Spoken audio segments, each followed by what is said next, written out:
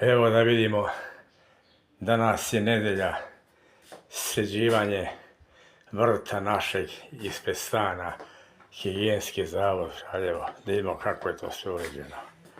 Evo, Dado se igra.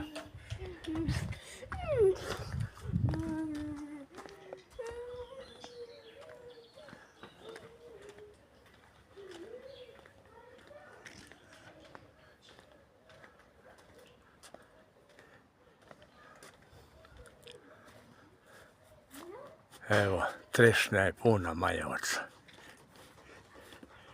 Da vidimo. Vidite kako je to pokošeno, sređeno sve. Evo i lepe višnjice.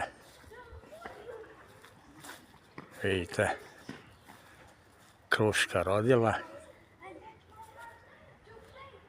Evo, ima i smokve, cveće, raznih boja.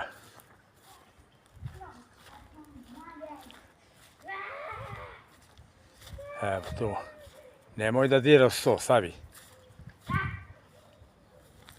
Ima ruža lepa.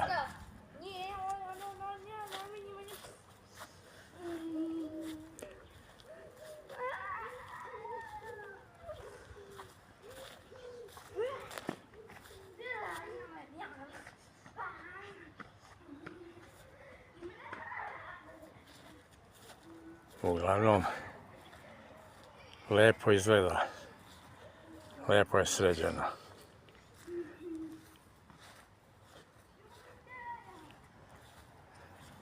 Svuda je cveće. Evo i ovdje. 100 boja, vidite. Na paletni urađeno lepo. Evo ga, Svetoj Božur. Bravo. Jorgovan i on je pun. Evo ga Dado moj, igra se. Evo loza. Evo ovdje sveće sva. Vidite. Ulaz. Sve sređeno. Lepe lipe. Vidite. Ulica Lipa. Evo tu. Evo vidite. Lepa šarena loza kako je naređena. Zaklonila kontejnere. Da ne može da se vide.